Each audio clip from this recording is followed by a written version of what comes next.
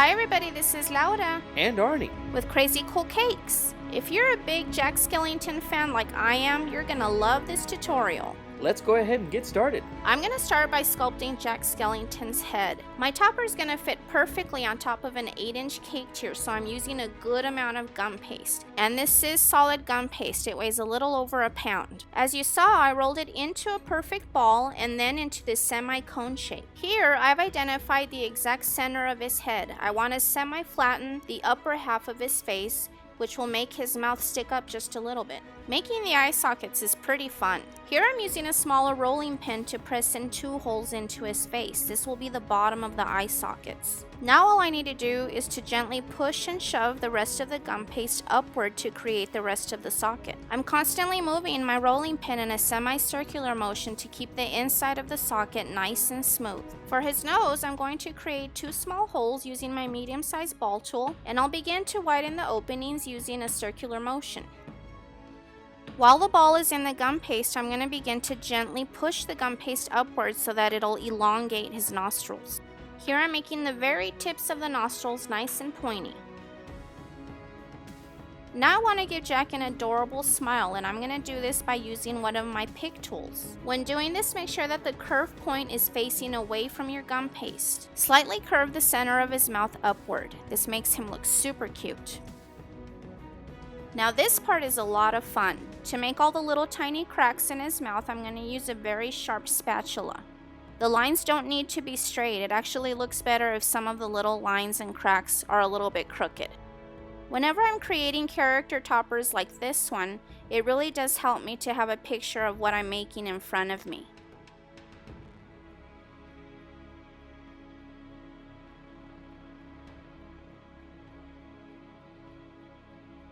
I don't know how many little cracks those were, but I know it was the perfect amount. Now we're going to start working on Jack's black cat tie. I'm rolling out my gum paste nice and thin, and I've made sure that it's 1 foot long. That's the perfect size for my 8-inch cake tier. I want my tie to be in 2 separate pieces, so I've made a cut right in the center. Next, I've cut out the very outside of the tie to give me the basic shape. I have a picture of Jack's tie in front of me to help guide my cuts. As long as you can make 3 long fingers on each side of the bow, you're good. His tie looked a little bit different in every picture I found on him, so there's really no absolute perfect way to do this. When making this, use your artistic discretion, and whatever you do, make sure your lines aren't straight. To make the ends of the bow nice and wavy, place a bunch of little cosmetic sponges underneath the fingers. This way they can dry in these positions. To make the center of the tie, or the black cat head, you're going to take a ball of black gum paste and roll it into a cone shape, and then semi-flatten it on your tabletop. We're trying to achieve a nice triangular shape. Pinch the corners of the cat's head a little to make them nice and pointy. For the eyes, I'm going to first mark the bottom and top of the sockets with my medium-sized ball tool. This will guide me in making the rest of the socket. Press the ball into the gum paste and move it in a circular motion. Just like that. For the ears, I'm going to roll out 2 balls of black gum paste about the size of a gumball, and I'm going to roll both of these into a pointy cone shape. Next, I'm going to semi-flatten them and widen them as well by pressing them down with my finger. To make the inner part of the ear, I'm going to use the wider end of my veining tool. Gently press it down into your gum paste and drag it towards you. Make sure the curved point is facing away from the gum paste.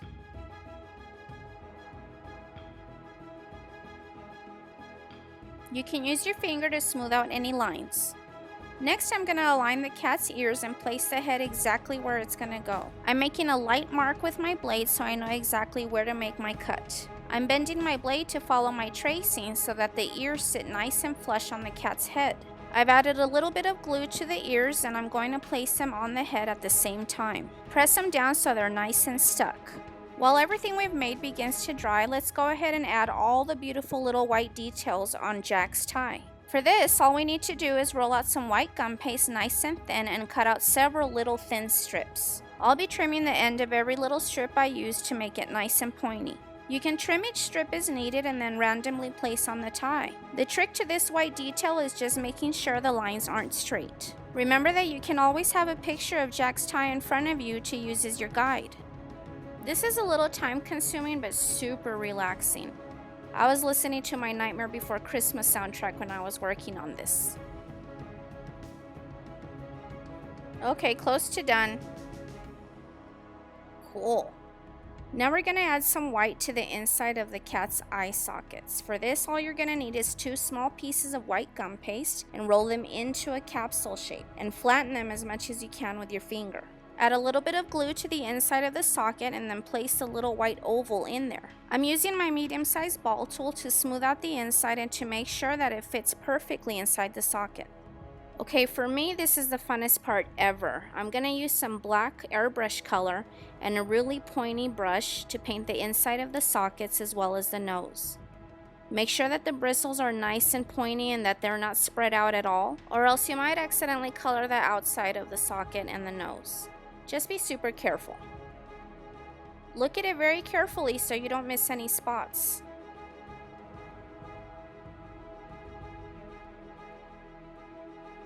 Awesome. Okay, on second thought, I think this is the funnest part. As you saw, I added a little bit of black chalk to my light gray chalk. These are my favorite non-toxic chalks. And I'm going to use this gray color to darken the entire mouth. I'm using a loose bristled brush to make sure the brush strokes aren't visible. We want to give his mouth kind of like a smoky look. My Jack is really coming to life now. Well, as much as he can. I hope I look this cute when I'm nothing but a skeleton. Okay, so to blend it all in, I've wrapped a Kleenex around my finger and I'm just going to rub it all around and make sure there's no definite lines that are visible.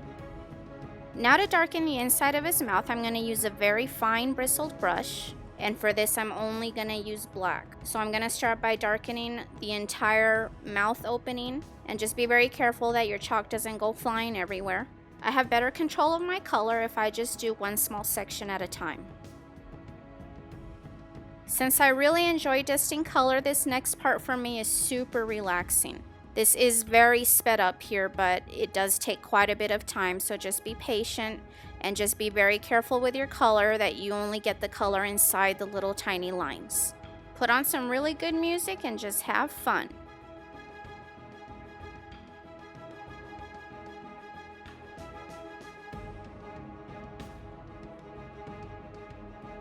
Just about finished.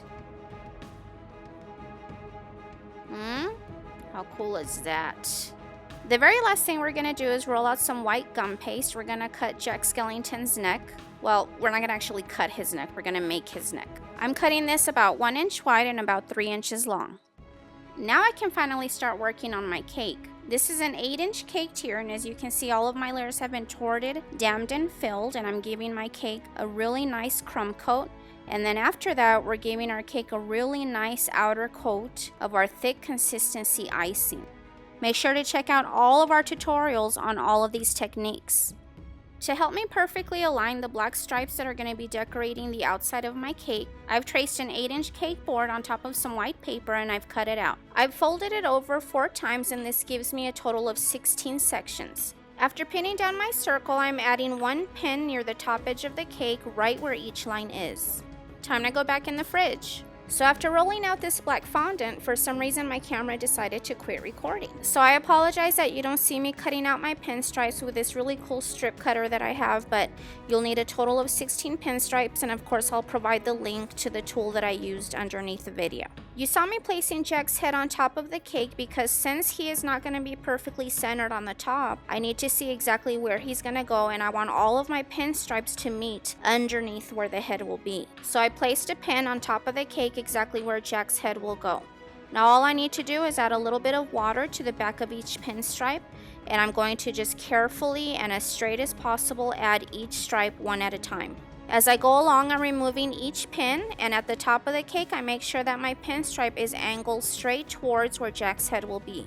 Now that I'm finished, I'm going to go ahead and pinch every single pinstripe right at the edge so that the entire edge looks nice and sharp. I'm going to make a beautiful black ruffle border to go all around the bottom of my cake, and I'm going to use the same type of pinstripe that we just used. Measure the perimeter of your cake once it's done, and that way you know how many you need to make. I'm going to add my cake to this beautiful fondant covered board that I airbrushed to fit the theme. After seeing exactly where my Jack Skellington's head is gonna go, I anchored my cake to my board with a wooden dowel, and then I'm adding 3 boba straws in a triangular shape and trimming them down to the height of my cake. These straws are gonna support the weight of Jack's head since he does weigh over a pound. Now I get to add my beautiful black ruffle border. So for this, you just add a little bit of water to the back of each ruffle and you place it on your board. Be sure to give them a nice firm press. Alright, now I finally get to add Jack to the cake. Here I'm just sizing out the neck. I'm going to mark it and then trim it right where I want the bow tie to be. I'm going to add some royal icing to the back of Jack's head and place it right on top of where my pinstripes meet. Little bit of royal icing on the back of the neck. And now I'm simply positioning the bow tie pieces so I know exactly where I need to put them. Once I'm sure, I can add a little bit of royal icing to the back of each piece and press them into place.